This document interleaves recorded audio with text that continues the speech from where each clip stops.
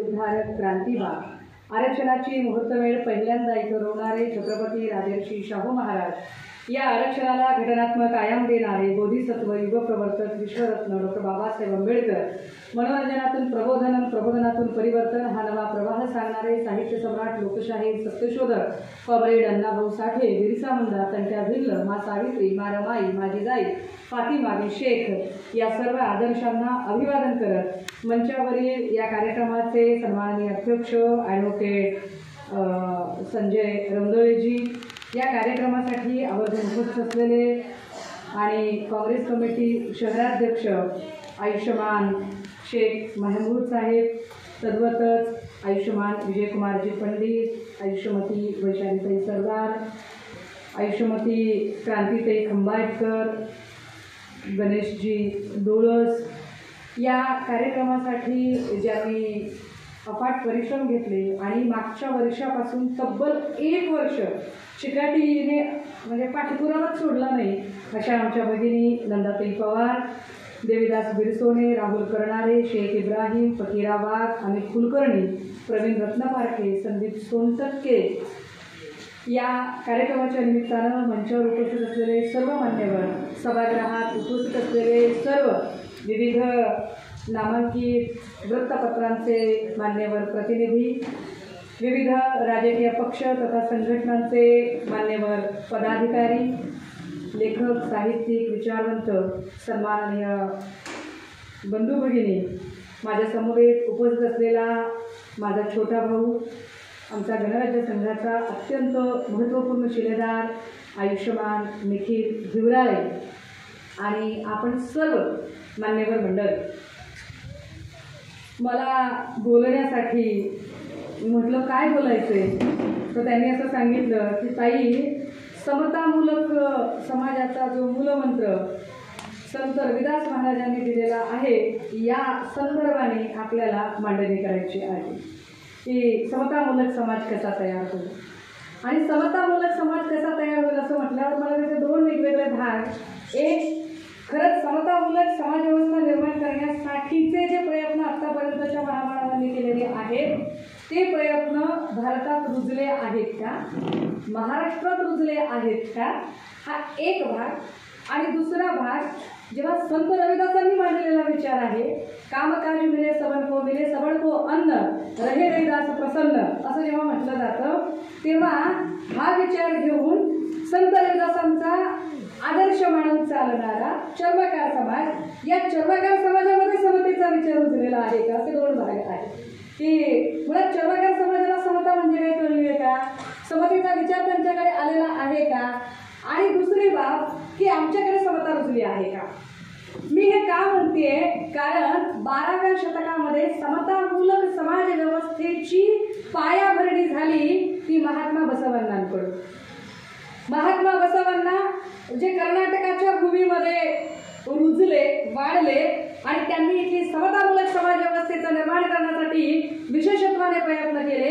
या देशातला पहिला आंतरजातीय विवाह ककय्या आणि हळ या समाजाचा लावून देण्याचा प्रयत्न तो महात्मा बसवण्णांनी केला. समोरून येणारा माणूस जर शरणार्थी अप्पा म्हटला तर बसवण्णा त्याला उत्तर देताना सांगायचे, शिवे शरणार्थ रे, जो मला एकदा नमन करतो मी त्याला 100 वेळा नमन करायला तयार आहे. ही मांडणी महात्मा बसवण्णा करायचे. त्या समतामूलक समाज व्यवस्थेचा मूलमंत्र देणाऱ्या बसवण्णाच्या कर्नाटकामध्ये समतेची काय विडंबना झाली हे 4 दिवसांपूर्वी आपण बघितलं की एक मुलगी शाळेमध्ये येते आणि हिंस्र श्वापनांनी तुटून पडावं अशी 100-200 पोरं तिच्या मागे लागतात. लाज वाटत नाही आम्हाला माणूस म्हणून सगळं सहन करत राहतो आणि काही बोलत नाही त्याच्यावरती. एरवी कंगाल अनावतला जरा कुणी साधं दिवसलं सुद्धा नाही तर अशा तुटून पडणारा सगळा भाजप महिला नेत्या एक पोरगी 200 पोरांच्या मध्ये कसा जीव वाचून उभी राहिली असेल यावरती चकार शब्दाने बोलत नाहीत. दाखील बसल्यासारख्या सगळ्या असतात. एकीलाही बोलावं असं वाटत नाही की अरे चाललंय ते वाईट चाललंय. बरं, यात काही स्वतःला अतिपुरोगामी बनवणारे काही परत पंडित सुद्धा आहेत. ह्या परत पंडितांचं म्हणणं असं आहे की ठीक आहे ताई, बाकी सगळं ठीक आहे पण ती पोरगी अल्लाहू अकबर म्हणाली की जे संविधान कुठे म्हणतात मुद्दे फार मजेशीर आहे. ती पोरगी अल्लाहू अकबर म्हणाली ताई, जय संविधान म्हणाली नाही. दादा हो, तुम्ही समतामूलक समाज व्यवस्था जर निर्माण करायचा विचार करत असाल ना, तर पहिल्यांदा तुमच्या डोक्यातली कट्टरता काढून टाकायला शिका. तुमच्या डोक्यातली आधी कट्टरता निघाली पाहिजे, इकडच्यांची आणि तिकडच्यांची. धार्मिक कट्टरता तुमच्यातला आधी संपला पाहिजे. पहली बात तो ये करनी चाहिए कि जिस तरह से वो 200 लड़कों के बीच वो अकेली शहर में आई थी ना, उसे सालूटी है. ज्या वातावरणात ती मुलगी तिथे जाते. आता मग काही लोक असं म्हणतायत की ताई मग ते गणवेश असला पाहिजे शाळेचा, आणि शाळेत धर्म कशाला आणता तुम्ही? शाळेत धर्म नसला पाहिजे. मुळात बुरखा मुली आजच घालतायत असं नाही. अगदी मी शिकत असताना माझ्याही मैत्रिणी बुरखा घालायच्या आणि त्याने त्यांच्या शिक्षणात काहीच फरक पडला नाही.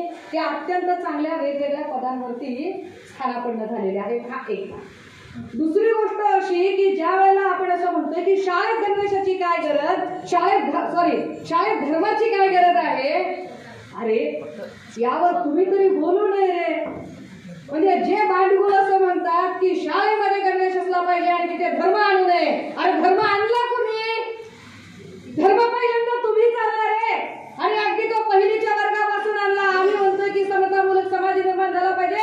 कसा समतामूलक समाज निर्माण होईल? जर तुम्ही अगदी इयत्ता पहिलीला शिकवताना त्या लेकराला ओम नमः शिवाय शिकवता, इथून तुमच्या धर्माची सुरुवात होते.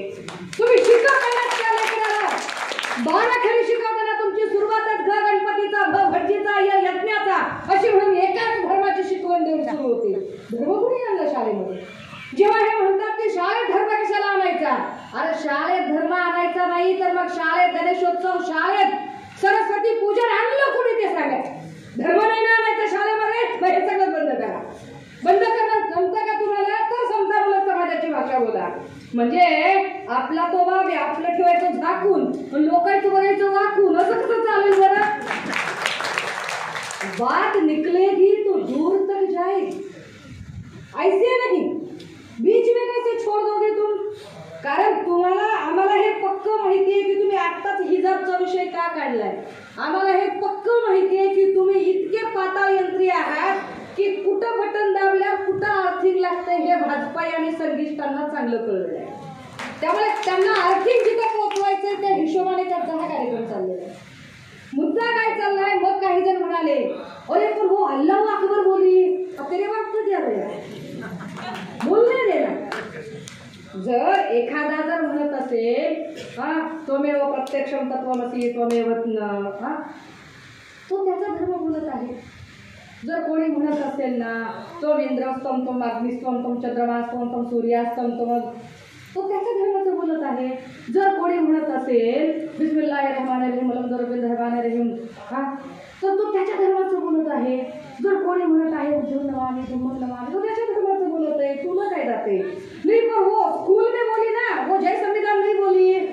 अबे जब कयामत सामने दिखने लगती है ना तो सब भूल जाते लोग, सब भूल जाते. ज्या परिस्थितीत ती मुलगी वावरते, जेव्हा संकट काळ तिच्या समोर आहे, तेव्हा तुम्हाला माय आठवते, बाप आठवते, किंवा तुम्हाला संकटातून कोण बाहेर काढू शकतो तो शेवटचा सहारा लागतो. त्याच्यापेक्षा काही आठवत नाही गेलं माणसाला. आणि ही गोष्ट महात्मा म्हणवणाऱ्या गांधींना सुद्धा चुकली नाही की जेव्हा गांधींना गोळी लागली आणि गांधी कोसळत होते तेव्हा गांधींना कोसळताना राम आठवला. आणि इतिहासात त्याची नोंद झाली की गांधी कोसळताना हे राम म्हणाले. राम मानणाऱ्या लोकांनी गांधींना गोळी घातली तरी सुद्धा गांधी मरताना हे रामच म्हणाले. जेव्हा शेवटला काहीच सुचत नाहीये त्यावेळेला त्याला, बिकॉज उसकी परवरिश वहां से हुई है ना, if she is born and brought up from that religion, it is very obvious. हे फार सहज शक्य आहे. त्यामुळे आणि दुसरी गोष्ट अशी की तिने जय संविधान म्हणावं असा आग्रह धरणाऱ्यांनी किती संविधान तिथे जाऊन रुजवलं, किती पाड्यांमध्ये किती वस्त्यांमध्ये जाऊन आपण संविधान आणि संविधानाची कलमं आणि कायदे सांगतो. नुसतं एवढं बोलून भागतंय करा दादा हो, कायदा आमच्याच बापाने लिहिलाय. अबे तुला तुझ्या बापानं कायदा लिहिलाय सांग. मग IPC आणि CRPC मधला फरक काय असतो सांग. कॉग्निझेबल आणि नॉन कॉग्निझेबल काय असतं सांग. पोलीस स्टेशन मध्ये FIR करतात आणि NC करतात म्हणजे नेमकं काय करतात स्वतःच्या क्लिअर नाही दुसऱ्यांच्या तरी क्लिअर करून देणार, आणि दुसऱ्यांच्या क्लिअर करून देत नाहीत आम्ही, आणि सोशल मीडियावर लिहितो की ते जय संविधान म्हटलं नाही. काय म्हणजे बुद्धीची कीव केली पाहिजे, काय पद्धतीने आम्ही मांडत असतो. मुळात समतामूलक समाज व्यवस्था इथे निर्माणच झाली नाही पाहिजे, यासाठी जे प्रयत्न केले जातात त्या प्रयत्नांमध्ये एक मोठी गोष्ट अशी घडत असते की जाणीवपूर्वक जेव्हा 5 राज्यांच्या निवडणुका चालू आहेत आणि त्यातलं सगळ्यात मोठं राज्य ज्या राज्यातनं सगळ्यात जास्त खासदार लोकसभेत आणि राज्यसभेत जाऊ शकतात अशा युपीतले इलेक्शन चालू आहेत, त्या युपीच्या इलेक्शनचं नेतृत्व जेव्हा प्रियंका गांधी करतात आणि प्रियंका गांधी एक टॅगलाईन घेऊन चालतात, लडकी हूं लढ सकती हूं, त्याच वेळेला इधर एक लडकी लढ रही है. जर अशा वेळेला प्रियंका गांधी कर्नाटक मधल्या त्या मुलीला सपोर्ट करतील तर त्याच वेळेला भाजप ट्रॅप टाकायला तयार असते. ट्रॅप काय असतो तो की अरे देखो ये मुस्लिम को सपोर्ट कर रही है, सारे हिंदू एक हो जाओ. आणि मग युपीतली माणसं बेरोजगार, अशिक्षित, कर्जबाजारी, युपीतला अगदी सगळे व्यवसाय धंदे बुडालेला माणूस, ही सगळी माणसं ही वर्गवारी विसरून जातात. शिकलेला न शिकलेला, रोजंदारीवरचा बेरोजगार असलेला, नोकरदार असलेला, नोकरी नसलेला, कर्जबाजारी असलेला, कर्जबाजारी नसलेला, शेती असलेला, शेती नसलेला, हे सगळे वर्गीकरण ते विसरतात आणि त्या सगळ्यांचा एक वर्ग तयार होतो, तो हिंदू. म्हणजे या सगळ्यांचं बायपर्टेशन करायचं आणि रिलिजियस पोलरायझेशन करून धार्मिक ध्रुवीकरण करण्याचा प्रयत्न जाणीवपूर्वक केला जातो. हे ध्रुवीकरण हे इथल्या समतामूलक समाज व्यवस्थेला मारक असतं. हे जेव्हा आपल्याला कळेल ना तेव्हा खऱ्या अर्थानं महापुरुषांनी दिलेला मूलमंत्र आपल्यापर्यंत पोहोचला असा त्याचा अर्थ होईल. अदरवाईज अशी किती चर्चासत्र चालली तरी त्याने काहीच फरक पडणार नाही. मी असं म्हटलं की दुसरा भाग की ज्या रविदास समाजाच्या, ज्या रविदास महाराजांची आपण इथं जयंती साजरी करत आहोत, त्या रविदास महाराजांचा विचार खरंच मुळात चर्मकार समाजाला कळलेला आहे का? कारण एकीकडे जर आपण समतामूलक समाज व्यवस्था रविदास महाराजांना अपेक्षित होती असं म्हणत असू, तर मुळात जात व्यवस्था चर्मकार समाजाच्या डोक्यातनं गेलेली आहे का? शेड्यूल कास्ट मध्ये मोडणाऱ्या ज्या अनेक जाती आहेत, मला मोठी गंमत वाटते. म्हणजे मी जेव्हा काही बोलत असते आणि खूप सारे संघोटे माझ्या सोशल मीडियावर, ट्विटरला किंवा फेसबुकला किंवा युट्यूबला ते असे खाली येऊन लिहितात आणि ते काय म्हणतात, ओ ताई ते बहुजन मध्ये काय तुमची एकच जात आहे का? तर मला अरे हे असं का बोलतंय, हे बेन ह्याला एकच जात कशी काय? त्याचा प्रॉब्लेम नाहीये, लक्षात घ्या, प्रॉब्लेम त्याचा नाहीये, प्रॉब्लेम आमचा आहे. कारण त्यांच्या डोक्यात हे पक्क बसलंय की बहुजन बहुजन म्हणून कोणाचंही काही झालं तर पहिला पेटून उठतो तो इथला आंबेडकरी समाज पेटून उठतोय. त्याला लय मोठं त्याचं अडलेलं असतं सगळ्या वाचून, त्याला लय मध्ये पडायचं असतं, कुठल्याही गोष्टीत त्यालाच पडायचं असतं, त्यालाच लढायचं असतं. आणि त्यामुळे त्यांना असं वाटतं की शेड्यूल कास्ट मध्ये एकच जात आहे का? नाही हो दादा, शेड्यूल कास्ट मध्ये तर चिकर जाती आहे. मग चर्मकार शेड्यूल कास्ट मध्ये येतात. अडचण अशी आहे की ते शेड्यूल कास्ट मधले स्वतःला ब्राह्मण समजतात, इतर गोष्टी आहे त्यांच्यातलं ब्राह्मण्य काही सुटायला तयार नाहीये. इकडे बोलताय नाही आम्ही ते समतामूलक, कशाचा समतामूलक आणि काय? अजून मी घर तू बांधतोय, लेका कष्ट तू करतोय, कर्ज तू करतोय, हप्ते तू फेडतोय आणि तुझ्या घराच्या वास्तू शांतीला बामण बोलवतोय. कधी बोलताय म्हणून मेहनत तू करतोय, लेकरू तू पैदा करतोय, त्याचं शिक्षण पालन पोषण तू करतोय आणि लग्न करताना त्याचा मुहूर्त तू बामणाला बोलून करतोय. तुझ्या डोसक्यातलं गेलंच नाही तर कसं समतामूलक समाज तयार होईल? तो झाला पाहिजे ना, हे एकदा झालं पाहिजे. बरं हे होईल कधी? हे होईल शिक्षणात. मग शिक्षण घ्यायला आमच्या पिढ्या तयार आहेत का? शिक्षण घ्यायला पिढ्या आता तयार होत आहेत आणि शिक्षण घेण्याची व्यवस्था सुद्धा तयार झालेली आहे. पण शिक्षण घेण्याची व्यवस्था वरचे वर बघा. एकेकाळी आम्हाला एक प्रसंग सांगितला जातो की गुरु द्रोणाने एकलव्याचा अंगठा मागितला आणि खऱ्या अर्थाने बहुजनांच्या शिक्षणाचा मार्ग बंद करण्याचा एक डाव आखला. आधुनिक काळामधले जे द्रोण आहेत हे द्रोणाचार्य अंगठे मागत नाहीये, ते अंगठे मागत नाही, त्यांनी पद्धत बदलली आहे. ते काय करत आहेत? ते शैक्षणिक शुल्क महाग करत आहेत. इतक्या फीस वाढवल्या शाळांच्या, इतक्या फीस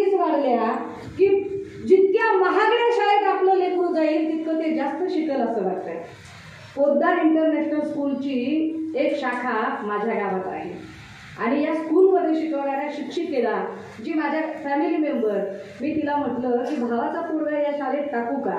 ती म्हटली अजिबात नको ताई, दुसरीकडे कुठेही टाका पण पोद्दारमध्ये टाकायचं. म्हणलं का सगळा डेकोरमच आहे, नुसता शो ऑफ आहे, नुसता डेकोरम बघून घ्यायचा, ड्रेस कोड, मेनू, जेवणाचा डबा, त्याच्यात द्यायचे काय ते, नुसती त्यांची फीस आणि त्यांचा सगळा तो डाम डोन बघून घ्यायचा.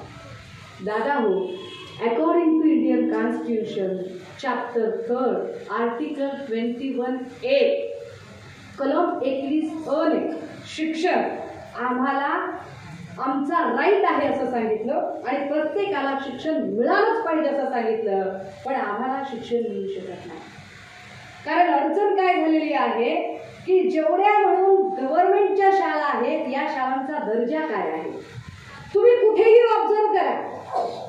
उभा भारत, महाराष्ट्रातला मराठवाडा, मराठवाड्यातला जालना जिल्हा, जालना जिल्ह्यातला जालना शहर, जालना शहरात तुम्ही राहता तो तुमचा वार्ड, कुठेही अख्ख्या भारतात उभा आडवा कुठेही बघा तुम्ही, जेवढे म्हणून शिक्षक आहेत, जे जिल्हा परिषदांच्या शाळांचे शिक्षक आहेत, ते ज्या शाळेत शिकवतात त्यांची पोरं तरी त्यांच्या शाळेत शिकतात आणि त्यांची पोरं त्या शाळेत शिकत नसतील तर बाकीच्या पोरांनी काय शिकावं?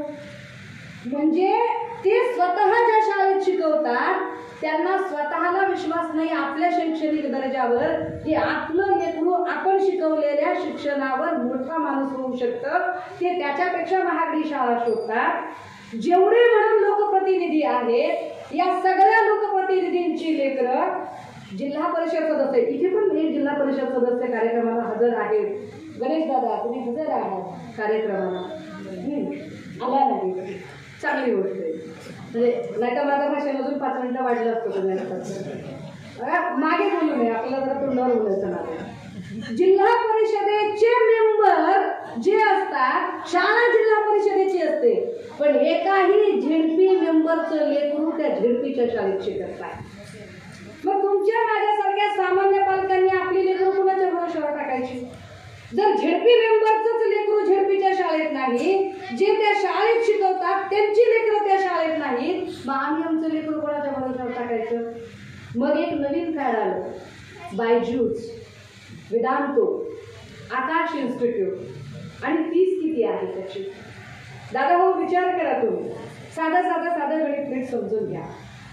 इयत्ता 1 ते 10वी पर्यंत लमसम जरी तुम्ही खर्च काढला तर एका मुलावरती शिकवण्यासाठी 10 ते 12 लाख रुपये खर्च होतात, त्याच्या स्कूल बस सकट.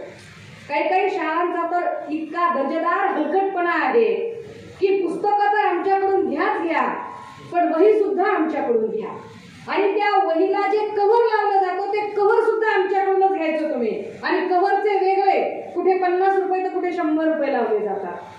हाई तशी की 10वी पर्यंत 10 ते 12 लाख रुपये खर्चायचे. पोराचा अभ्यास चांगला निघाला तर 11वी 12वी सायन्सला पुन्हा त्याला वेगळे एक 10 लाख रुपये खर्च करायचे. हे आकाश, बायजूस, वेदांतो वगैरे या सगळ्यांकडून. इकडून तिकडून जर त्याचा IIT नीटनं नंबर लागला तर खर्च 10 लाखात होईल, आणि नंबर नाही लागला तर किती? तर 50-60 लाख रुपये खर्च करायचे नंबर लावण्यासाठी. पुन्हा शिकण्यासाठीच्या 5 वर्षाचा खर्च तो वेगळा, म्हणजे साधारणतः 70-80 लाख रुपये खर्च करायचे. हे 70-80 लाख रुपये खर्च करणं इथल्या सर्वसामान्य पालकांच्या खिशाला परवडणारं आहे का? तर नाही परवडत. त्याला परवडतंय कोणाला? जो श्रीमंत आहे त्याला. मग जो श्रीमंत आहे तो तर आपल्या लेकराला घालतो, 60-70 लाख रुपये खर्च करतो. 60-70 लाख खर्च करून ते पोरगं डॉक्टर होते. डॉक्टर झाल्या पोराला तो हॉस्पिटल टाकून देतो, आणि हॉस्पिटल टाकल्यावर 60-70 लाख वसूल करण्यासाठी अशी काही पेशंटला फीस लावतो की त्यातनं 2 कोट कमवतो. म्हणजे श्रीमंत होत जातो आणि गरीबच राहतो. कसा समतामूलक समाज निर्माण होणार आहे तुमचा? जर तुमची इथली व्यवस्था ही सिस्टीमच बदलत नाही. या देशामध्ये जेव्हा बायजूसचं एंटर झालं आणि बायजूसवर आम्ही बोलायला लागलो, विचार करायला लागले मी, आपल्याला आश्चर्य वाटेल. चायना आज घडीला मेगा पॉवर आहे. चायनाने बायजूसवर बंदी आणली. जगातली अशी कित्येक देश आहेत ज्यांनी बायजूसच्या टूलवर बंदी आणली. आणि सांगितलं की आम्हाला हे टूल नको आहे, कारण आम्ही आमच्या शिक्षकांना हेच शिकवण्यासाठी पगार देतो. जर तुम्ही इथे येऊन खाजगी हे पॅकेज विकाल तर आमच्या शिक्षकांना पगार काय आम्ही फुकट द्यायचा का? ही मेहनत आमच्या शिक्षकांनी घेतली पाहिजे, त्यांना पगार मिळतोय त्याचा. आपली अडचण काय आहे? पोरग शाळेत काय शिकते याच्याकडे लक्षच नाही आहे आपलं. पोरग क्लासमध्ये काय शिकते याच्याकडे लक्ष आहे. आणि क्लासमध्ये सगळ्याच पोरांना मिळेल अशी अजिबातच अवस्था नाहीये. या देशाचं जे राष्ट्रीय शैक्षणिक धोरण आहे त्या शैक्षणिक धोरणात जे बजेट ठरतं, जो खर्च सांगितलेला आहे शैक्षणिक धोरणावर, त्या बजेटच्या 90 पटीने अधिक बजेट, अधिक पैसा हा बायजूसकडे आहे. आहात कुठे? म्हणजे एवढा पैसा कमावणारी ती कंपनी ती आमच्यामध्ये हे टूल विकत राहते आणि आम्ही याच्या विरोधात ब्र शब्द बोलत नाही की शिक्षणाचं खाजगीकरण होणं हीच मुळात आमच्या गुलामीची अवस्था सुरू झालेली आहे. आणि आपण त्याच्यावरती चकार शब्दाने बोलत नाही, एका शब्दाने कोणी काही बोलत नाही. मला कमाल वाटते की त्या सिलेंडरवाल्या मावशी तर गायबच झाल्या. म्हणजे साधारणतः 5-10 वर्षापूर्वी आमच्या त्या स्मृती मावशी ज्या होत्या त्या सिलेंडर घेऊ आंदोलन करायच्या. कितना महंगा हो गया है, बहुत हो गई महंगाई की मार, आपकी बार हो गया. आता कुठे गायब झाल्यात की त्या? त्यांचा फोटो काढायला पाहिजे का? 250-300 रुपयाचा गॅस अचानक 1500 रुपयापर्यंत, ब्लॅकने 1500 आणि असा घेतला तो 1000 रुपयापर्यंत. आम्हाला पुण्यामध्ये तो साधारणतः 950 ते 1000 रुपयापर्यंत पोहोचवण्यापर्यंत 50 रुपये पोहोचवणाऱ्याचे आणि 950 रुपयाचे 1000 रुपयाला गॅस मिळतोय. आणि बोलायला कोणीच तयार नाही. समतामूलक समाज व्यवस्थेसाठी मूळ शिक्षण हा त्याचा पाया आहे. शिक्षण आम्हाला मिळत नाही. ज्या आमच्या महत्वाच्या गोष्टी आहेत त्यावर एकही माणूस चकार शब्द बोलत नाही. इलेक्शन मध्ये आमच्याकडे जे नेते येतात निवडणुकीमध्ये त्यांच्याशी संवाद साधताना सुद्धा कार्यकर्ते फारच वेगळ्या पद्धतीने बोलतात. कारण आमच्यातून समाजातून जाणारा जो असतो तो लीडर असण्यापेक्षा तो डीलरच जास्त असतो. तो समाजाला लीड करत नाही, तो समाजाची डील करत असतो. लीड करणं वेगळं आणि डील करणं वेगळं. इथे लीडर तयार होत नाही, इथे डीलर तयार होतात. आणि डीलर हे लक्षातच आणून देत नाही की नेमके प्रश्न कुठले आहेत. म्हणजे होतं काय की कुठल्याही पक्षाचा, बरं का मी कुठल्या एका पक्षाचा बोलत नाहीये, तो काँग्रेसचा असू दे, तो राष्ट्रवादीचा असू दे, तो शिवसेनेचा असू दे, तो भाजपचा असू दे, तो मनसेचा असू दे, तो कुठल्याही पक्षाचा असू दे, ते कुठल्याही पक्षाचा नेता जेव्हा येतो ना तर ठरलेली वाक्य असतात डीलर लोकांची पुढे होऊन बोलताना. साहेब आपल्याकडे ते पुतळा बसवायचंय, साहेब ते आपल्याकडे ना चौकाला नाव द्यायचंय, अरे चौकाला नाव द्यायचंय, रस्त्याला नाव द्यायचंय महापुरुषांचं. लक्षात घ्या राजे हो, महापुरुषांची नावं रस्त्यांना देण्यापेक्षा महापुरुषांच्या रस्त्यांवरून चालणे जास्त महत्वाचे आहे ना. कुठे ह्याचं नाव त्याचं नाव याचं, मग नाही तर काय बोलतील, साहेब ते आमच्या मंदिराचा कळस चढवायचा आहे. आणि तुझा सगळा कळस बिघडलाय, किळस येईपर्यंत तुझा कळस बिघडलाय, किती वाईट गोष्ट आहे, तू मंदिराचा कळस आहे. मग नाही तर काय म्हणतील, साहेब ते बाकी आम्हाला काही नको साहेब, वैयक्तिक मागणार नाही साहेब, मी स्वाभिमानी कार्यकर्ता आहे, वैयक्तिक मागणार नाही.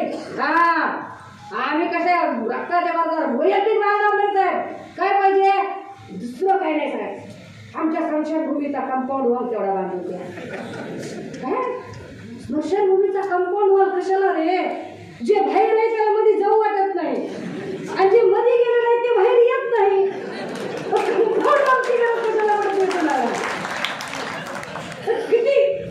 किती युजलेस मागण्या आहेत लक्षात घ्या, किती युजलेस मागण्या आहेत.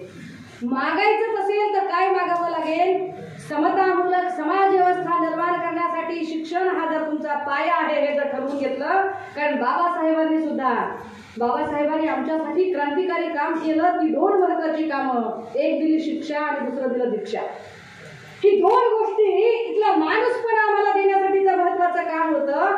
आमच्याकडे इलेक्शन मध्ये कुठल्याही पक्षाचा पुढारी आला तर त्याला या सगळ्या गोष्टी की मंदिराचा कळस द्या, स्मशानभूमीचा कंपाऊंड वॉल द्या, तिथं पुतळा बांधायचा आहे, तिथं चौक बांधायचा आहे, असं सगळं म्हणण्यापेक्षा त्याला हे सांगावं लागेल की नेते आम्हाला काहीच नको, पुतळा उभा करायचा का नाही हा आमचा विषय राहिला. इथे आमच्या आदर्शांचा पुतळा उभा करण्यापेक्षा आमच्या आदर्शांचा विचार आमच्या पिढीमध्ये रुजवण्यामध्ये आम्ही जास्त विश्वास ठेवणारी माणसं आहोत. त्यामुळे आम्हाला ते नको आहे. स्मशानभूमीचं आम्ही नंतर बघून येते, कारण आता आम्हाला आधी जगायचा विचार करू द्या. मरायचा विचार कुठं सांगता? मेल्यानंतर काय होईल त्याचा विचार? अभे जगतानाचं बघणं कसा जगायला लागला ते, मेल्यानंतरचा कुठं विचार करतोय? आम्हाला एवढंच सांगा दादा की या इलेक्शन नंतर तुम्ही अशी एखादी सिस्टीम आणू शकाल का की ज्या शाळेमध्ये, ज्या कॉलेजमध्ये तुमचं पोरगं ज्या क्वालिटीचं शिक्षण घेतं, त्या शाळेत, त्या कॉलेजात आमचं लेकरू त्याच क्वालिटीचं शिक्षण घेऊ शकेल का? आणि तुम्ही ते देण्याची तयारी करा. बाकी आम्हाला काहीच बोलू नका, आम्हाला फक्त एवढंच पाहिजे. हे देण्याची आमची तुमची तयारी आहे का? ते एकदा जर तुम्ही केलं तर बाकी आम्ही सगळे प्रश्न सोडवायला समर्थ आहोत. समतामूलक समाज तयार होण्यासाठी आपण जेव्हा फार म्हणत असतो ना, मला असं आता सातत्यानं म्हणजे 20 वर्ष काम केल्यानंतर असं वाटत राहते की जे लोक खूप वेळा म्हणतात ना, मी जात अजिबात मानत नाही, मग माझ्या डोक्यात बिलकुलच जात नाही, तो क्रमांक 1चा जातीवादी असतो. जो स्वतः म्हणतो मी बिलकुलच जात मानत नाही, जातीचे काय, ते सगळ्यात मोठे बदमाश असतात, कारण ते छुपे जातीवादी असतात. जे उघड जातीवाद करतात त्यांच्याशी दोढात करणं सोपं असतं, पण जे छुपे जातीवादी असतात असे तुपकट आणि अनुस्वाराने बोलणारे, यांचं काय करायचं हे मोठं अवघड गणित आहे. दादा, जेव्हा आपण समतामूलक समाज व्यवस्थेची भाषा करतो त्यावेळेला जर संत रविदास महाराज सांगतात की कामकाज मिले सबळको अन्न, तो कुठे मिले सबळको अन्न? स्टेट सोशलिझमने सांगितलंय की state should be take care of each and every's bread and butter. राज्याने प्रत्येकाची रोजीरोटीची व्यवस्था करून दिली पाहिजे. या देशातल्या भारतीय राज्यघटनेच्या 4थ्या प्रकरणातलं मार्गदर्शक तत्व असं सांगतात की राज्याने ही व्यवस्था करून दिली पाहिजे. काय केलं पाहिजे राज्याने? राज्याने प्रत्येक शिक्षित नागरिकाला नोकरी धंदा दिला पाहिजे. ज्याला नोकरी मिळत नाही त्याला उद्योग व्यवसायासाठीचे कर्ज दिले पाहिजे. ज्याला उद्योग व्यवसायाचे कर्ज मिळत नाही त्याला किमान रोजगार हमी योजनेची कामं दिली गेली पाहिजेत. ज्याला तेही मिळत नाही त्याला राज्याने बेरोजगारीचा भत्ता दिला पाहिजे, पण राज्यात कुणी उपाशी मरणार नाही याची काळजी घेतली गेली पाहिजे. आज आहे तशी परिस्थिती? अजूनही आपला बेरोजगारीचा दर वर्षानुवर्ष खाली जातो, वर्षानुवर्ष खाली जातो. जितका दर होता म्हणजे जीडीपीचा दर किंवा आमचा जो विकास दर होता तो मनमोहन सिंगजींच्या काळात साधारणतः आम्ही 6.5% अचीव केला होता आणि आम्ही आमचं टार्गेट 8% ठरवलं होतं. मग अचानक मोदीजी आले आणि त्यांनी एक लहान लचक पुढी सोडली, पण त्यांचं म्हणजे काय मोठी माणूस आहे, ते एकदम भारी माणूस आहे. ओके, ते जातील तिथं म्हणतात किस्से मेरा पुराना रिश्ता और ये मैंने किया, ते कुठेही जातात. मग ते एनसीसीच्या कॅम्पमध्ये गेल्यावर काल परवा म्हणले की मैं एनसीसी कॅडेट था. जिथं जाईल तिथं सांगतात की मैं ऐसा था. मला एकदम सुचलं त्या दिवशी, ते ट्विटला पण टाकलं होतं की जर कधी खुदा ना खास्ता अगर वो येरवडा जेल में अगर किसी काम से गए तो उधर कैसा भाषण करेंगे? मैं भी इधर से भारी करेंगे. 6.5% आमचा अचीव्ड रेट होता आणि टार्गेट आमचं 10%चं 8%चं होतं. मोदीजी आले आणि म्हणाले भाई और बहनों, हम 10% का विकास कर चाहते हैं, 10% का. दादा हो, 6.5%वरून 4%वर आलो, 4वरून 3.5वर आलो, 3.5वरून 3वर आलो, 3वरून 2.5वर आलो, आता 1.2वर आहोत. आपण भूकमारी असणाऱ्या देशांच्या रांगेत येऊन बसलो. मग आम्ही एवढी आपली वाईट अवस्था असताना शिरलं तर काय परत नाही. ते त्यांच्याच नादात मशगूल आहे, ते मागे वळून बघायला तयार नाही. डेमोग्राफिक डिव्हिडंड नावाची एक गोष्ट असते. जी मुलं UPSC MPSCचा अभ्यास करतात ना त्यांना हे कळेल की डेमोग्राफिक डिव्हिडंड काय असतो. लक्षात घ्या, चायनाची लोकसंख्या जगात क्रमांक 1ची लोकसंख्या होती. क्रमांक 1ची. आपण असं म्हणतो की ज्यांची लोकसंख्या जास्त असते त्यांचा प्रॉब्लेम असतो. चायनाची लोकसंख्या क्रमांक 1ची होती तरी सुद्धा चायना देशात जगातली मेगा पॉवर बनू शकला. जपान 2 वेळा बेचिराट झालं होतं पण तरी सुद्धा जपान राखेतनं उभं राहिलं. आणि याची कारणं आहे डेमोग्राफिक डिव्हिडंडचं योग्य असं केलेलं प्लॅनिंग. म्हणजे काय? लोकसंख्येची लाभांश. लक्षात घ्या, आज घडीला जपानमध्ये जर तुम्ही गेला तर सगळ्यात जास्त म्हातारे तुम्हाला जपानमध्ये दिसतात. कारण आता तिथे वयोवृद्ध लोकांची लोकसंख्या जास्त आहे, पण एकेकाळी तिथे तरुणांची लोकसंख्या जास्त होती. हीच सिच्युएशन चायनामध्ये सुद्धा होती की चायनाची लोकसंख्या जरी जास्त असली तरी चायनातला जो जनरल जे ॲव्हरेज जे एज आहे चायनाचं 25 ते 45, ज्याला आपण प्रोडक्टिव्ह पॉप्युलेशन म्हणू, उत्पादक लोकसंख्येचा वर्ग, हा उत्पादक लोकसंख्येचा वर्ग 65% जास्त होता. त्याचं प्लॅनिंग त्यांनी चांगलं केलं की जे काम करू शकणारे लोक आहेत त्यांना रोजगार देण्यासाठी ते सरकार उभं राहिलं आणि त्यांनी त्यांना रोजगार दिला आणि चायनाने प्रगती केली. भारत आता डेमोग्राफिक डिव्हिडंड घेण्याच्या स्टेजमध्ये आहे. डेमोग्राफिक डिव्हिडंड घेण्याच्या स्टेजमध्ये सध्या भारतात 25 ते 45 वयोगटातली लोकसंख्या सगळ्यात जास्त लोकसंख्या आहे. प्रोडक्टिव्ह पॉप्युलेशन आपल्याकडे आहे, पण या प्रोडक्टिव्ह पॉप्युलेशनला रोजगार मात्र नाही, काहीच रोजगार नहीं. बरं, आता रोजगार मागायला गेला तर ते सांगतात की चाय पकौड़े की दुकान खोल लो. अब भाई साहब, अगर चाय पकौड़े की दुकान ही हमको खोलनी थी तो हम ये डिग्रियां क्यों ले रहे हैं, क्यों पढ़ रहे हैं? हम ग्रेजुएशन हो रहा है, पोस्ट ग्रेजुएशन हो रहा है. आप तो एंटायर पॉलिटिकल साइंस वाले, आपको तो कुछ आता पता है नहीं. पर इतना बड़ा हमको खर्चा काय को करा रहे हो तुम? अगर चाय पकौड़े की, क्योंकि चाय पकौड़े के लिए तो फिर हमारे टेक्स्ट में आप सिखाओ ना, बेसन कैसे भिगोते हैं, तेल कितना लेते हैं, सिलेंडर कैसे जलाते हैं, तो हम चाय पकौड़े सीखेंगे. जे मार्केटमध्ये जे गरजेचं आहे ते आमच्या शिक्षणात आम्हाला शिकवलं जात नाही. आमचा पॉप्युलेशन रेट वाढला, मात्र आमचा ग्रोथ रेट अत्यंत कमी झाला. बरं, हा जो ग्रोथ रेट कमी झाला याकडून आमचं लक्ष डायव्हर्ट करण्यासाठी आम्हाला पोलरायझेशन मध्ये गुंतवलं त्यांनी. आणि समान दिसलंच नाही पाहिजे इतकं ध्रुवीकरण करून ठेवलं. मागच्या 5 वर्षातले जर कायदे जर बघितले तर समतामूलक समाजाची पाक धज्जिया उडवून टाकलेले कायदे दिसतात. मागच्या 5 वर्षात ठरवून आणि फक्त एकाच धर्माला टार्गेट करत कायदे बनवले गेले. लव जिहादचा कायदा, बीफ नाही खायचं, 370, ट्रिपल तलाक. मी स्वतः कायद्याची विद्यार्थिनी आहे. कितीतरी अशा केसेस आहेत.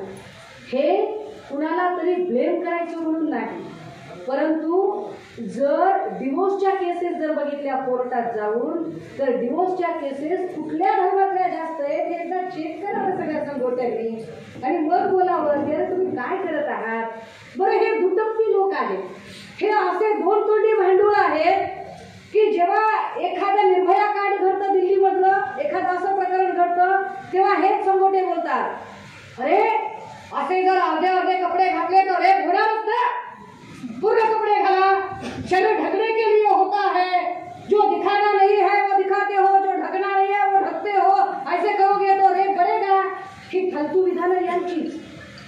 आणि जेव्हा पूर्ण कपडे घालून पोरगी जाते तेव्हा तिचे कपडे काढायचे ही बी संस्कृती यांची. पण काय करायचं ते तरी सांग दादा, कपडे घालायचे का कपडे काढायचे हे तरी एकदा ठरलं पाहिजे. कुठल्याच गोष्टीत तारतम्य नाही, कुठल्याच गोष्टीत समानता नाही. समानतेचे मुद्दे सगळे बाजूला काढले जातात आणि जाणीवपूर्वक नॉन इश्यूजवर चर्चा केली जाते की ज्या इश्यूजमध्ये काहीच मतलब नाही अशा इश्यूजवर चर्चा केली जाते. म्हणजे अगदी आत्ता महाराष्ट्रातला जरी विषय काढला ना तर महाराष्ट्रात ज्या विषयांवरती बोलायला पाहिजे त्या विषयावर अजिबात बोललं जात नाही. इतकं हास्यास्पद असतं. काहीतरी 15-20 दिवसांपूर्वीचं एक स्टेटमेंट होतं अमृता फडणवीस यांचं.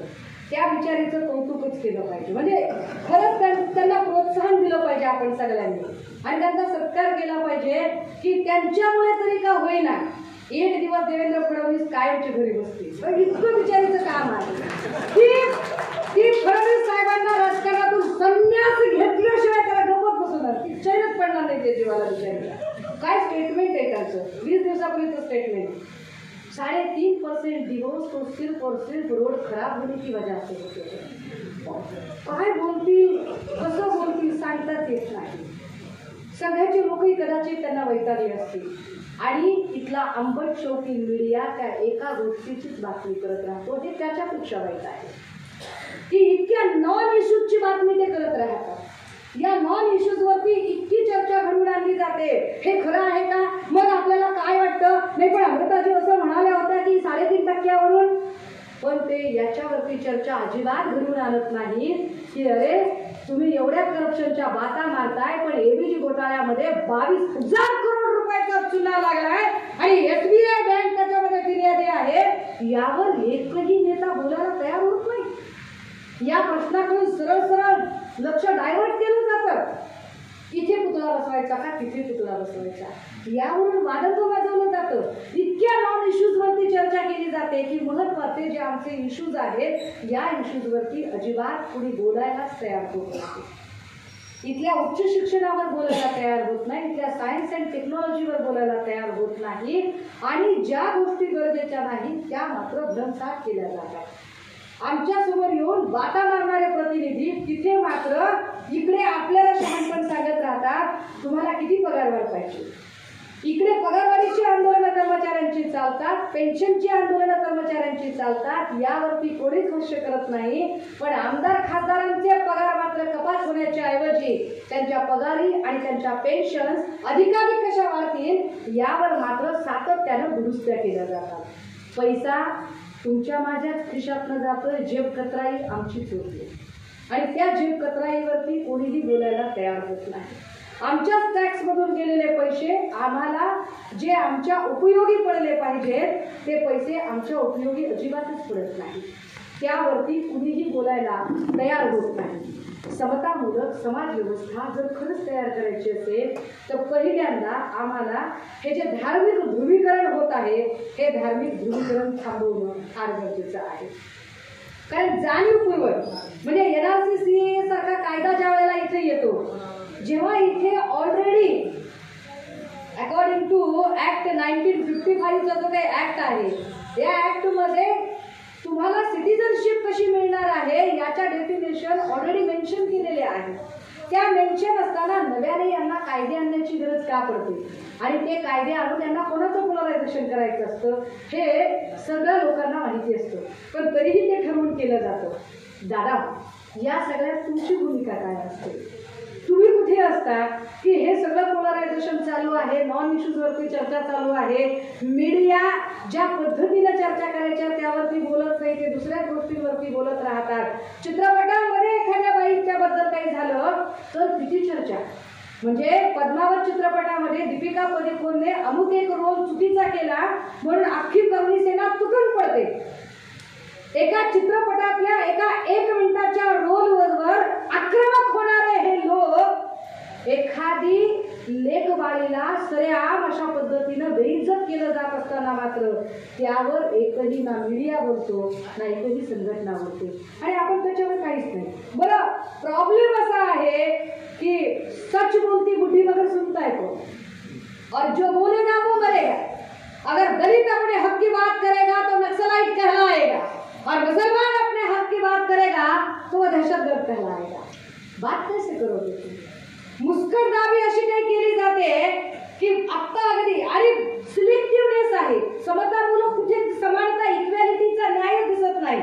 म्हणजे जेव्हा आमिर खान असं म्हणतो की किती किती असुरक्षितता आहे इथे, किती असुरक्षितता आहे, भीती वाटते म्हणलं की सगळे भक्त तुटून पडतात. पाकिस्तानमध्ये जा, अरे आम्ही कशाला जावं? तुझा नेता जाऊन गुपचूप बिर्याणी खाऊन येतोय त्याचा बघ की, हा आम्ही कशाला जाऊ तिकडं? पाकिस्तानमध्ये जा. आमिर खानला सांगतात. काल परवा किसून बाबूराव हजारे म्हणले आता इथे जगावसंच वाटत नाही म्हटलं तर कुणीच काही बोललं नाही. सगळे चिप, काही शब्द नाही, आगाऊ नाही, एकदम गद्दार बसलेले सगळेच जण.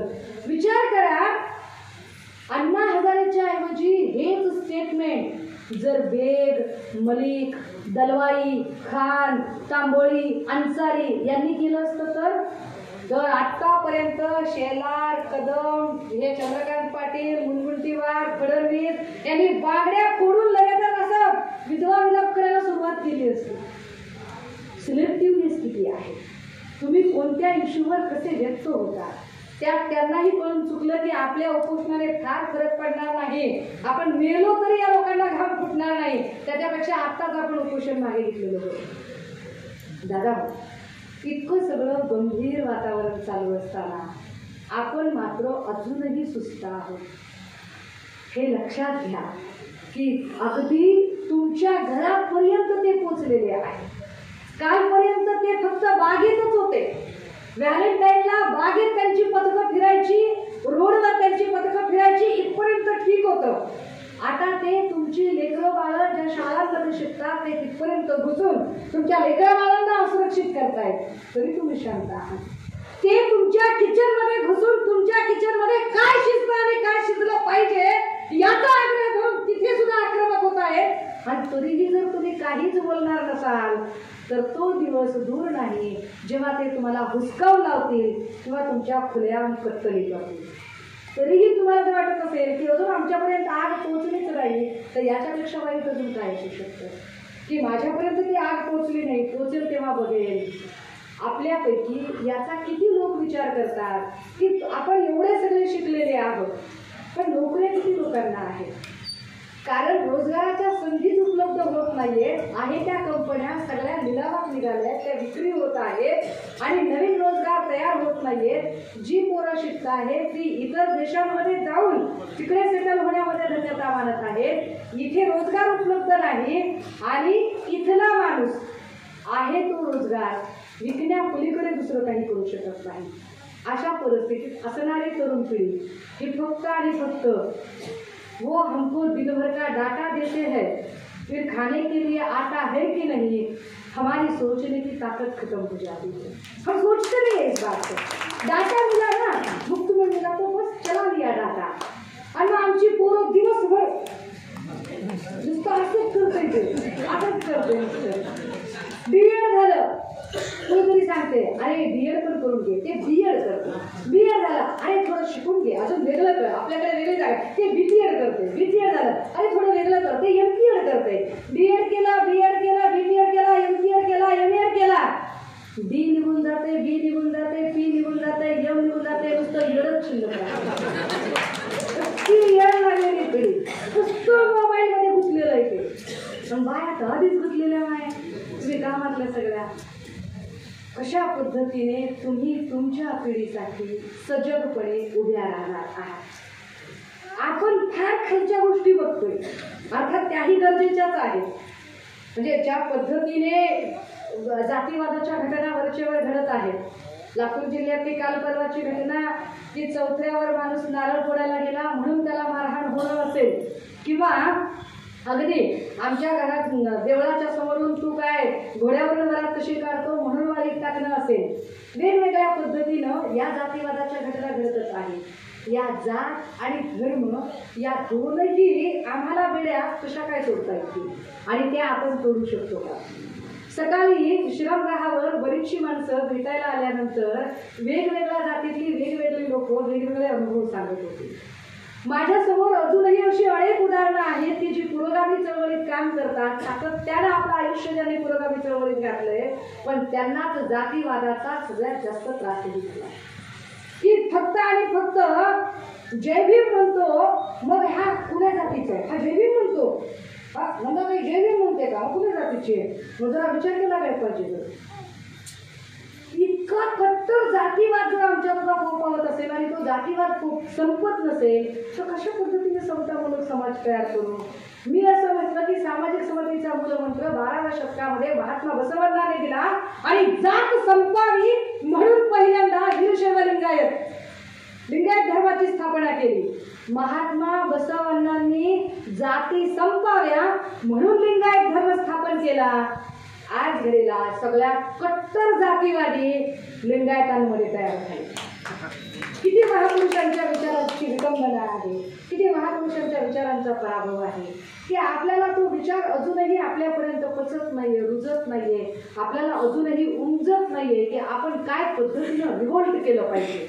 रिव्होल्युशन करताना सुद्धा रिव्होल्युशनच्या काही कन्स्ट्रक्टिव्ह वेज आम्हाला माहिती आहेत का, आणि त्या कन्स्ट्रक्टिव्ह वेजने आम्ही जाऊ शकतो का, की जेणेकरून आम्ही खऱ्या अर्थाने सोशल जस्टिस आणि सोशल इक्वॅलिटी आम्ही प्रस्थापित करू शकू.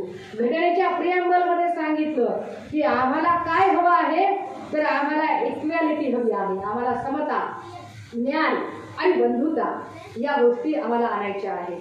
कुठे समता, कुठे न्याय, कुठे बंधुता, कुठे इथे कोणाला न्याय मिळतो? वर्षानुवर्ष लोक खेटे घालत राहतात कोर्टातनं आणि न्याय मिळतच नाही. लखीमपूरमध्ये 8 लोक ज्या माणसाने चिरडून मारले त्याला सहजासहजी जामीन मिळतो, आणि एक सिग्नल तोडला म्हणून आमचा माणूस 2 तास ट्रॅफिक पोलिसवर हुज्जत घालत असतो. किती विचित्र परिस्थिती असते की एका गंभीर गुन्ह्यासाठी सहज सोडलं जातं आणि दुसऱ्याला त्या अत्यंत किरकोळ गोष्टीसाठी मात्र दिवसभर पोलीस स्टेशनामध्ये बसवून ठेवलं जातं. अशा पद्धतीने जर न्यायाची विडंबना केली जात असेल तर ही गरज आहे नवीन पिढीची, की नवीन पिढीने न्याय मिळवण्यासाठीचे कन्स्ट्रक्टिव्ह वेज शोधून काढले पाहिजे आणि कन्स्ट्रक्टिव्ह वेजने उभं राहिलं पाहिजे. हे रचनात्मक मार्ग काय असले पाहिजे? बाबासाहेब असं म्हणतात की तो रचनात्मक क्रांतीचा मार्ग हा इथल्या मतपेट्यांमधून जातो.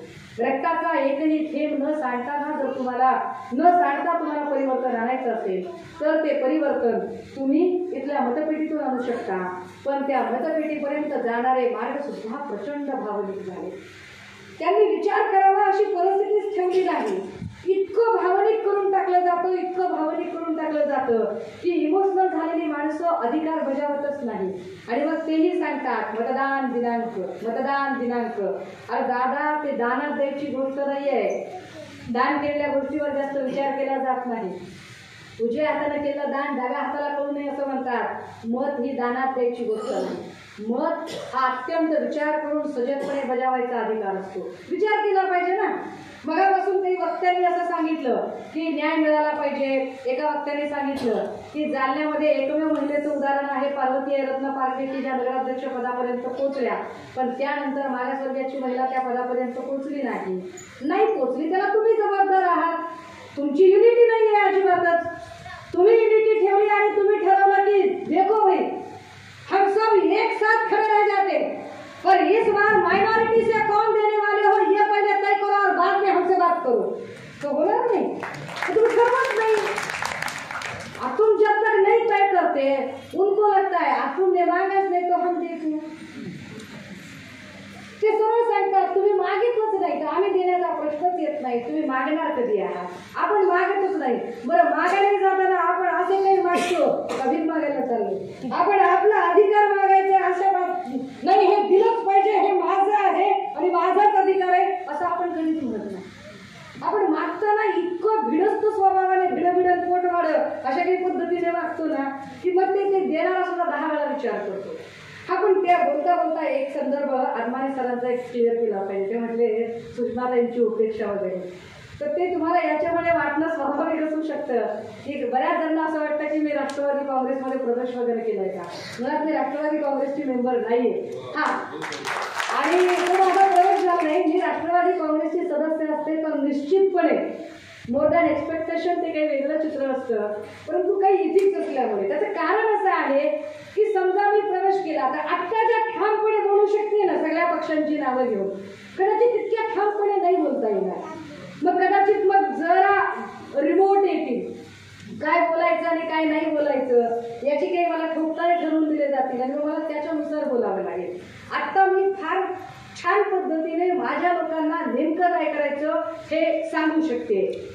दादा हो, मला असं वाटतं की जेव्हा जेव्हा आपल्या डोळ्यात धूळ फेकली जाते ना, तुम्ही फक्त जालना पुरताच विचार का करताय? तुम्ही संबंध महाराष्ट्राचाही विचार करा ना. एकीकडे कर्मठ असणाऱ्या युपीमध्ये ज्याला साधू संत ऋषी आणि देव धर्म आणि अत्यंत सनातनी भूमी असं म्हटलं जातं, त्या युपीमध्ये 4 ते 5 वेळा महिला मुख्यमंत्री होऊ शकते. आणि जिथे सकाळ दुपार संध्याकाळ उठताना बसताना खाताना पिताना झोपताना उठताना सतत फुले शाहू आंबेडकरांचे नाव घेतलं जातं, त्या महाराष्ट्रात अजूनही महिला मुख्यमंत्री होत नाही. म्हणजे इथे अजूनही समता कुठे रुजलेली आहे. इथे अजूनही महिलांकडे बघण्याचा दृष्टिकोन तसा असा फारसा काही विकसित झालेलाच नाहीये. कारण जिच्या हाती सत्तेची दोरी असं त्यांना म्हणावंसच वाटत नाही. त्यांना अजूनही वाटतं की नाही, जिच्या हाती पाण्याची दोरी हेच वाक्य खरं आहे. जर खऱ्या अर्थाने आपल्याला असं वाटत असेल की नाही हा बदल झाला पाहिजे, तर हा बदल होण्यासाठी आधी ही सगळी म्हणजे अगदी इथे विनोद रत्नपारखी आहेत त्यांच्यापासून ते इकडे मंचावर उतरलेल्या सगळ्या लोकांमध्ये एक तुमची स्वतःची अशी काही धारणा, काही मूल्य निश्चित झाली पाहिजे, ती ठरवली गेली पाहिजेत. आणि ती ज्या दिवशी तुम्ही ठरवून मार्गक्रमण कराल त्या दिवशी काही फार मोठी गोष्ट नाहीये ती अचीव करणं. कारण जसं तुम्ही म्हटलात की मुस्लिम समाजाचं 40% वोटिंग इथे आहे, पण 40% वोटिंग असताना सुद्धा मुस्लिम समाजाचं प्रतिनिधित्व जसं अपेक्षित आहे ते प्रतिनिधित्व दिसत नाही.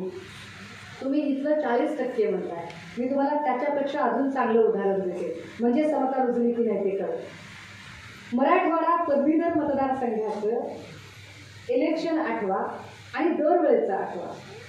मी 2000 वाटतं 14चं इलेक्शन फार जवळून बघितलेलं आहे. पदवीधर मतदारसंघाच्या इलेक्शनला जेव्हा मी सगळा सर्वे केला तर साधारणतः 2,80,000 मतदारांची नोंदणी केली आणि 2,80,000 मतदारांमध्ये जवळपास 1.5 लाख मतदार हे प्युअर फक्त आणि फक्त बौद्ध होते. शेड्यूल कास्टचे नाही ना, फक्त बौद्धांचेच 1.5 लाख होते. म्हणजे विनिंग वोटिंग जी आहे, जीत मिळवून देणारी वोटिंग, ती बौद्धांची वोटिंग होती. आणि उमेदवार कसे पडले होते, तर उमेदवार असे पडले होते शिवसेनेकडून राजू वैद्य ब्राह्मण, भाजपकडून श्रीकांत जोशी ब्राह्मण, मनसेकडून प्रकाश महाजन ब्राह्मण, काँग्रेसकडून आबासाहेब पाटील ब्राह्मण, ते पाटील लावतात तुम्ही लिंगायत असं काहीतरी होतं, आणि राष्ट्रवादीकडून सतीश चव्हाण मराठा. एका तरी पक्षाकडून होता उमेदवार. मग एकाही पक्षाकडून जर तुम्हाला अजिबात कोणीच हिंग लावूनही विचारलेलं नाहीये तर तुम्ही बहिष्कार टाकला पाहिजे ना त्या सगळ्या प्रक्रियेवर. की ज्या प्रक्रियेमध्ये एकही पक्ष आमची विनिंग वोटिंग असताना एकही पक्ष आमचा उमेदवार देत नाही, अशा निवडणूक प्रक्रियेत आम्ही का सहभागी व्हावं. पण तुम्ही होता ना, ही अडचण आहे. ओबीसीचं रिझर्वेशन रद्द झालं, ओबीसीच्या रिझर्वेशनचे एवढे मान्य झाले, पण स्थानिक स्वराज्य संस्थांच्या आता नगरपंचायतीच्या इलेक्शनमध्ये ओबीसीचे जेवढे पुढारी होते ते प्रचारात तत्पर होते सगळे. मला कुठेही ओबीसी इलेक्शन आरक्षणाच्या त्या निर्णयाचा नगरपंचायतीच्या निवडणूक निकालांवर परिणामच दिसला नाही, काहीच जाणवलं नाही. किती ओबीसी सुस्त असला पाहिजे हा, किती सुप्तावस्थेतला ओबीसी की त्यांना काहीच फरकच पडला नाही. एकालाही त्याचा काही फरक पडत नाही.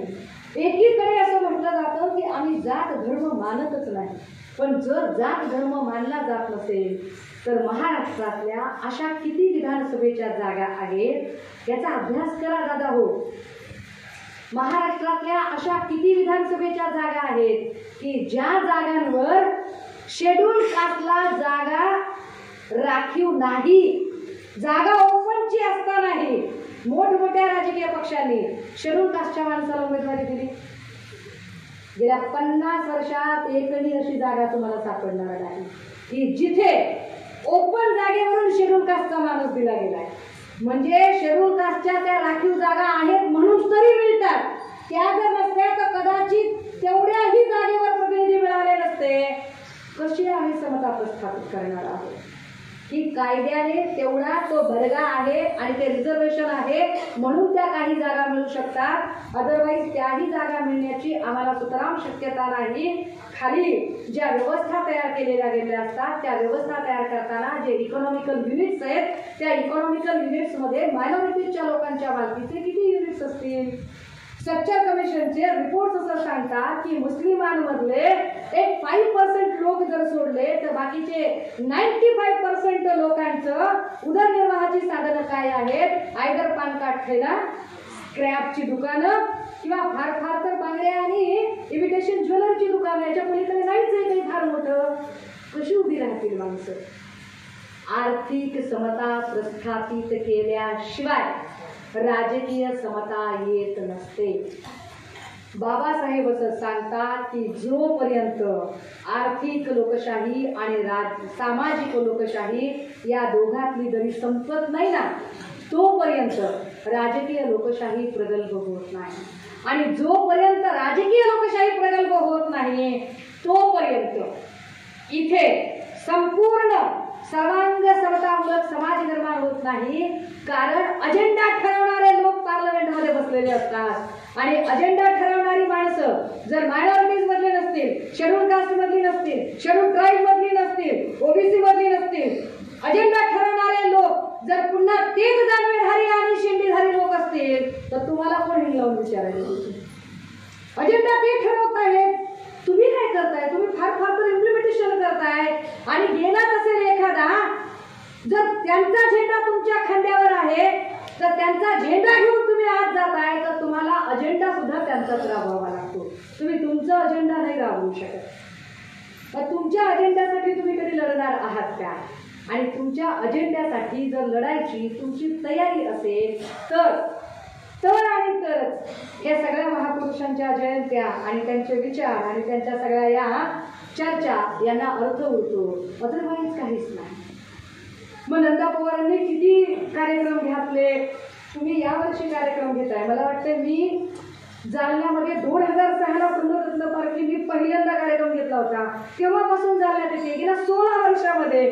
तरी लोक अजूनही जर तक्रार तीच असेल तर याचा अर्थ आम्ही ऐकतो खूप, आम्ही वाचतो खूप, पण आम्ही इम्प्लिमेंट काहीच करत नाही. आम्ही अजूनही तिथेच असतो, आम्ही अजूनही इमोशनलच असतो. तो आमचा इमोशनल ॲटिट्यूड अजूनही निघत नाही. आम्ही अजूनही एक्सपेरिमेंटल टूलवर विचार करत नाही. मी त्या इमोशनल आणि एक्सपेरिमेंटल टूलवर इतक्या वेळा माझं बोलून झालंय तरी सुद्धा पुन्हा एकदा 16 वर्षानंतर पुन्हा मला जालन्यामध्ये त्याच्यावर बोलल्याशिवाय मला आवडत नाही. की चला, तुम्हाला असं वाटतंय का की ताई आम्ही भावनिक नाही? बरं का, या सभागृहात बसलेले आम्ही सगळे वैचारिक लोक आहोत. आम्ही अजिबात भावनिक नाही आहोत. आम्ही खूप मेंदूला विचार करणारे लोक आहोत. आमचा मेंदू ठाम आहे, आम्ही ठामपणे विचार करतो. आम्ही अजिबात भावनेमध्ये वाहून जात नाही. तर चला पुन्हा एकदा बघूया की 16 वर्षात काही फरक पडलाय का तुमच्यात. बघूया पुन्हा एकदा. Let's try. I just want to take a test. फक्त एक छोटासा आपण एक चाचणी करूया, छोटासा प्रयोग करूया. जाऊ द्या बाकीच्या सगळ्या गोष्टी, खूप झाल्या चर्चा. चला एक चांगल्या दणदणीत घोषणा देऊया, मस्त घोषणा देऊया, जोरजोरात घोषणा देऊया. माझी फक्त विनंती तुम्हाला असेल की मी जेवढं बोलते तेवढं माझ्या पाठीमागे सगळ्यांनी बोलते. न लाजता, न चोपता, न संकोचता सगळी बाया, पोरं, मुलं, माणसं, म्हातारे, पोतारे, आया, बहिणी, मामा, काका, दादा, नाना सगळ्यांनी एका आवाजात घोषणा द्यायच्या. आणि मी जेवढं म्हणते तेवढं माझ्या पाठीमागं न लाजता म्हणायचे. मी जेवढं म्हणते तेवढं माझ्या पाठीमागं एका आवाजात, दणक्या सभागृहातला आवाज पाक रोडवर गेला पाहिजे इतक्या मोठ्या आवाजात घोषणा द्यायच्या. ठीक आहे? आणि न लाजता मी जेवढं म्हणते तेवढं माझ्या पाठीमागं बोला, दणक्यात बोलूया.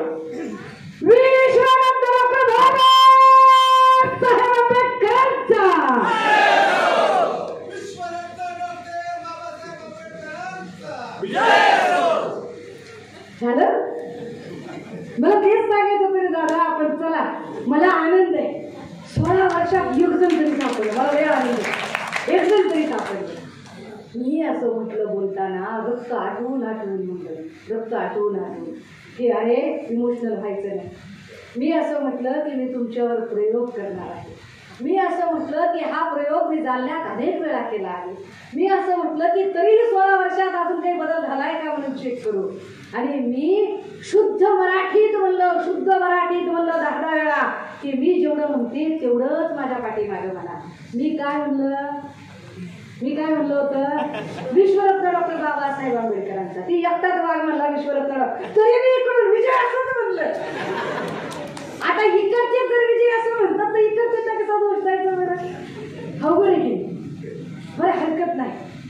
तरी पण आपण इमोशनल आहोत का नाही? चला दुसऱ्यांदा टेस्ट करूया. आता या वेळेला तुम्हाला विजय असो म्हणायची मुभा आहे. यावेळेला तुम्ही बिनधास्त विजय असो म्हणा. आपण महापुरुषांचा जयकारच करूया. चला मस्त घोषणा देऊया. विजय असो, बिनधास्त म्हणा, खरंच म्हणा आणि जोरजोरात घोषणा देऊया. बघूया. बघा, हा इमोशनल व्हायचं नाही, पण घोषणा चांगल्या द्यायच्या आणि सगळ्यांनी विजय असो म्हणायचे, न लाजता न चोपता. चला सुरुवात करूया. विश्वरत्न डॉक्टर बाबासाहेब आंबेडकरांचा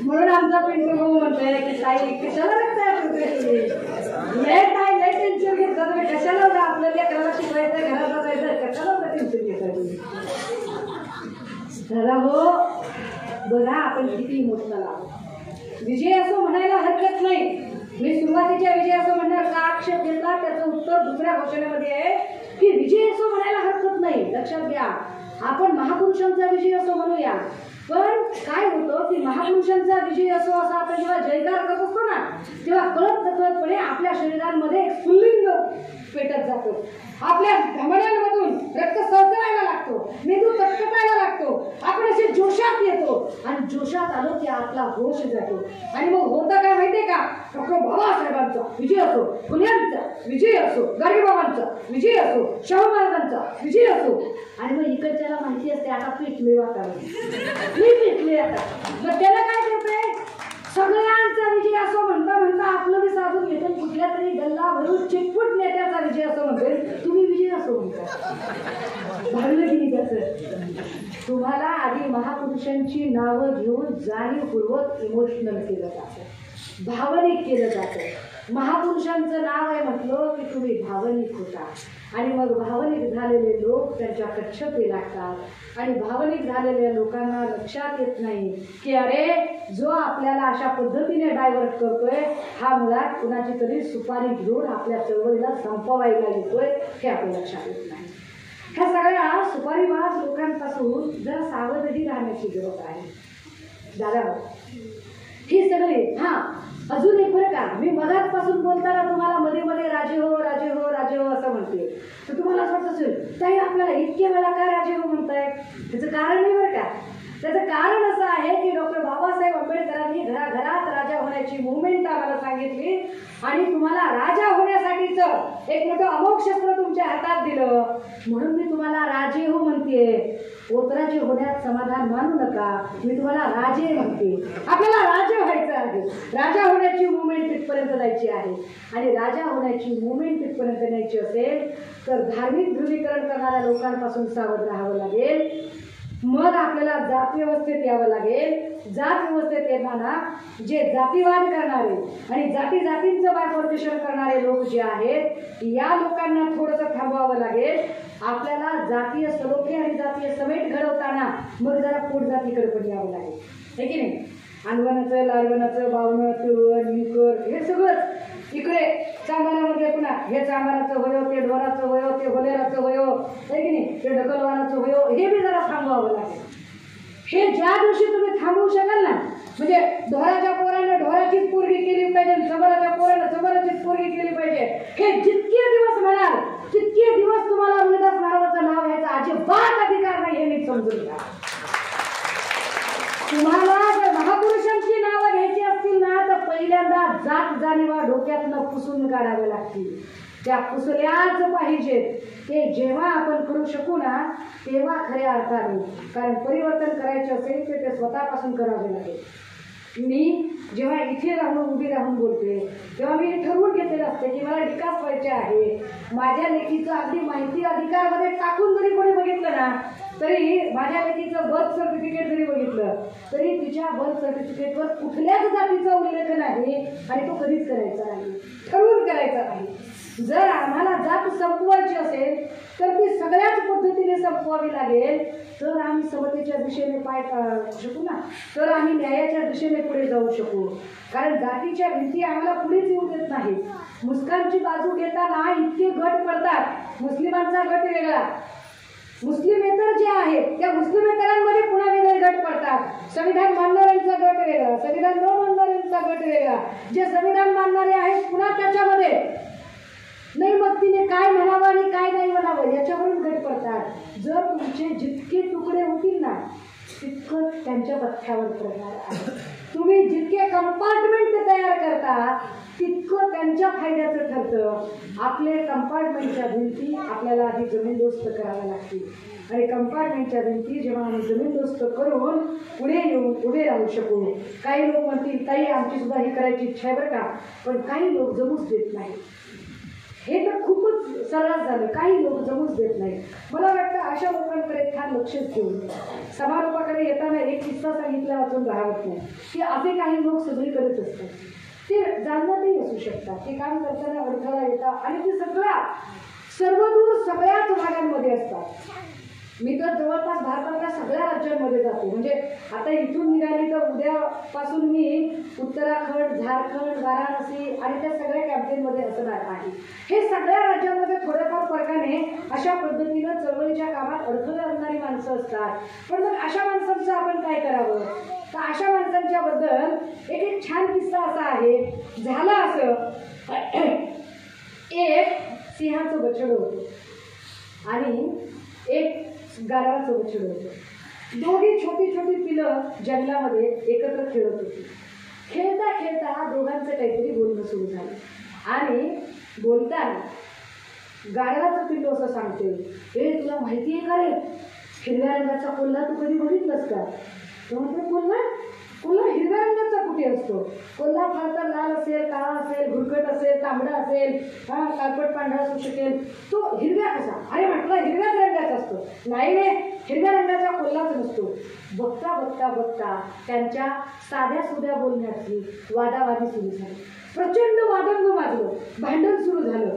तो म्हटला आता एक काम करूया, चल जंगलाचा राजा सिंह, आपण सिंहाकडे जाऊया आणि विचारूया, सिंह महाराजांना विचारूया तुझं खरं की माझं खरं. गाढवाचं पिल्लू पुन्हा म्हणालं, काय गरज आहे त्यांच्याकडे जायची? तो म्हटला मग जंगलाचा राजा. मला येणारच काय? अरे जंगलाचा राजा सिंह नसतो, जंगलाचा राजा. मग जंगलाचा राजा उंट असतो. अरे तू चुकीचं सांगत आहेस. नाही, जंगलाचा राजा उंटच असतो. परत दोघांचं भांडण सुरू झालं, प्रचंड भांडण लागलं. शेवटी भांडण जंगलातल्या दरबारात आलं. सिंह राजाच्या आसनावरती बसलेला होता. दरबार सुरू झाला. नेमकं काय झालंय? राजा असणाऱ्या सिंहाचाच बछडा पुढे आला आणि म्हटला, महाराज आमचा वाद झालाय. वाद काय झालाय? हा माझा मित्र आहे, हे जे गाढवाचं छोटं पिल्लू आहे, हा माझा मित्र आहे आणि हा मला असं म्हणत होता की हिरव्या रंगाचा कोल्हा असतो.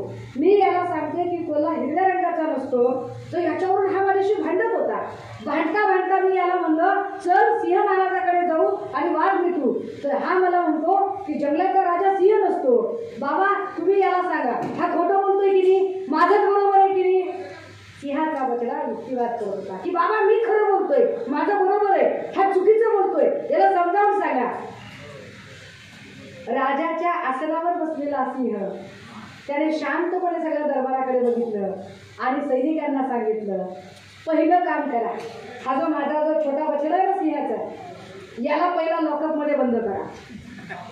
सिंहाचा बछडा म्हणला, म्हणजे बाबा तुम्हालाही वाटतं की मी खोटं बोलतो, म्हणजे मी चुकीचं आहे, म्हणजे मीच चूक आहे, म्हणजे तो बरोबर आहे आणि त्याचंच सगळं बरोबर आहे. म्हणजे तुम्हालाही असं म्हणायचं की कोल्हा हिरव्या रंगाचा असतो आणि तुम्हालाही असंच वाटतं का की जंगलाचा राजा उंट असतो?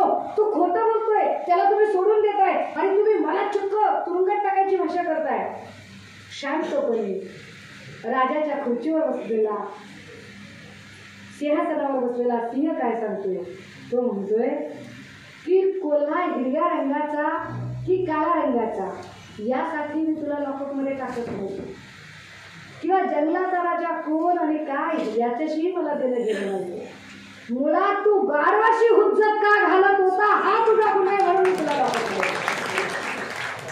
बऱ्याचदा आपण इतक्या बेकार ठिकाणी हुज्जत घालत राहतो आणि आपला वेळ वाया घालवतो की कारण नसताना एनर्जी घालवतो. का कारण नसताना एनर्जी घालवता? जिथे तुमच्या आर्ग्युमेंटचा फायदा आहे, जिथे तुम्ही आर्ग्युमेंट केल्याने तुम्हाला काही गेन होणार आहे, if you can prove something, तर तुम्ही तिथे बोलण्याला अर्थ आहे ना. फेसचं पाणी नुसतंच आपलं, त्याला काय अर्थ आहे? अशा गोष्टी करण्यापेक्षा चला कन्स्ट्रक्टिव्ह कामामध्ये लक्ष घालूया. आपण फायनान्शियल युनिटकडे जाऊ शकू का? मगाशी माझी आणि नंदाताईंची बऱ्याच गोष्टींवरती चर्चा झाली. मला आवडेल मी त्याच्यासाठी जर काही करू शकले, शब्द टाकू शकले. जरी मी कुठल्याही पक्षाची मेंबर नाही हे जितकं खरं आहे, तितकंच हेही खरं आहे की हे सरकार महाराष्ट्रात स्थापन करण्यात, महाविकास आघाडीचं सरकार आणण्यात गणराज्य संघाचा तितकाच मोलाचा वाटा आहे आणि गणराज्य संघ म्हणून आम्ही जी जबाबदारी पेलत आहोत त्यातून जर आम्ही हे सगळे फायनान्शियल युनिट उभे करण्यासाठी जर काही प्रयत्न करू शकलो तर आम्हाला ते आवडेल. मला वाटतं की आर्थिक उन्नती ही सगळ्यात मोठी गोष्ट आहे. बाकी सगळ्या फिजूल चर्चा नंतर करूया. कारण तुमच्याकडे अर्थ असेल तर तुमच्या बोलण्याला अर्थ असेल. तुमच्याकडे जर अर्थ नसेल तर तुम्ही कितीही अर्थपूर्ण बोललात तरी ते निरर्थक ठरणार आहे. आपल्या बोलण्याला वजन येण्यासाठी पहिल्यांदा उभे राहूया. आमच्या कित्येक अशा पिढ्या आहेत की ज्या कायदा माहीत नाही किंवा न्याय मिळत नाही म्हणून आम्ही मागे पडलेलो आहोत. आम्हाला न्याय मिळत नाही कारण न्याय प्रक्रिया इतकी महाग होत चालली आहे की तिथे आम्ही पैसा पुरवू शकत नाही. अशा अनेक गोष्टी आहेत. अगदी हायकोर्टातल्या अशा अनेक केसेस मी बघते की चांगला वकील मिळत नाही म्हणून आम्ही केसेस काढतो. टर्नोवेस्ट आहे. ये बहुत बड़ी बात है कि मूवमेंट के लिए लीगल पैनल खड़ा करने की जरूरत है. खैरलांजी पासून ते आत्तापर्यंतचा इतिहास आम्ही या केसेस हारतो कारण आम्हाला उज्ज्वल निकमसारखा महागडा वकील परवडत नाही. आणि आमची बी इतके भारी दिन आहे की आपल्यातला वकील फक्त कांबळे बनसोडे रौदळे आडनाव आहे म्हणून त्याच्यात गुणवत्ता असेल तर वाटत नाही. त्याला पाटील निकम लद्दा चड्डा मालपानी बियाणी ललवानी तसंच नावाचा वकील लागते. त्याला कांबळे बनसोडे जोरदार फुटतच नाही. त्याला वाटतच नाही की त्याच्याकडे क्वालिटी असेल. डॉक्टर सुद्धा डॉक्टर कांबळेकडे क्वालिटी असं वाटतच नाही. त्याला वाटते चॅन्डर सुराणा मरडा त्याच्याकडेच काहीतरी असेल क्वालिटी. आपलं लय अवघड गणित आहे. मानसिकता आमचीच. त्यांच्या मानसिकतेचं कुठं घेऊन बसलाय. आपली तरी मानसिकता कुठे बदलली आहे. चलिए सोच बदलेंगे तभी तो समाज बदलेगा ना. जरा विचार परिवर्तन ही हर परिवर्तन का अगर मूल है तो पहले विचार परिवर्तन स्वयं में लाते हैं. सुरुवातीला आपण जरा उभे राहूया. आर्थिक केंद्र कशी उभी करता येतील ती आर्थिक केंद्र उभी करूया. आणि जी माणसं उभी राहिलेली आहेत त्यांच्यासोबतही म्हणजे जर इथे मी जेव्हा अगदी सुरुवातीला येत होते त्यावेळेची परिस्थिती आणि आत्ता सपोज विनोद रत्नपारखी मी बघत असताना 16 वर्षापूर्वीचं वातावरण आणि आत्ताचं वातावरण कितीतरी गोष्टी बदललेल्या आहेत. इथे आमचे महमूद भाई आहेत. इतकी चांगली चांगली माणसं आहेत आणि हे सगळी चांगली चांगली माणसं साथ देऊ शकतील दिली पाहिजे स्वतःचे युनिट उभे करण्यासाठी. कारण महाराष्ट्रात कुठेही गेलं तर साखर कारखाना एकही शेतचा साखर कारखाना नाही. लाजिरवाणी गोष्ट आहे दादा. एकही अरे एकही मायनॉरिटीमध्ये एकही माणसाचा साखर कारखाना असत नाही म्हणजे काय. एकाचीही मोठी इंडस्ट्री असत नाही म्हणजे काय. इंडस्ट्र्या त्यांच्या, कारखाने त्यांचे, मिल त्यांच्या, गोडाऊन त्यांचे आणि आपण कोण आंबा कुणी वेगळं का मी साहेबाकडे सोडून देऊया. चला स्वतःचे युनिट उभे करूया. आपण खंबीरपणे भक्कमपणे जर उभे राहिलो ना तर आपण न्याय प्रक्रियेच्या त्या प्रक्रियेत समतामूलक समाजव्यवस्था राबवण्याच्या प्रक्रियेत येऊ शकतो. कारण मी का पुन्हा पुन्हा अर्थपूर्ण म्हणते जब न बिकने वाला समाज बनता है ना तभी हम सही में न्याय दिलाने वाला समाज के प्रतिनिधि बन सकते हैं. तो चलिए न बिकने वाले समाज के इस धारा को और ज़्यादा प्रवाहित करने में एक दूसरे की सहायता प्राप्त करेगा. मला आजच्या दिवशी जी काही भूमिका मी मांडू शकले ही भूमिका मांडताना तुमचा कुणाचाही उपमर्द करण्याचा माझा हेतू नाही किंवा तुमच्या भावना दुखावण्याचाही हेतू नाही.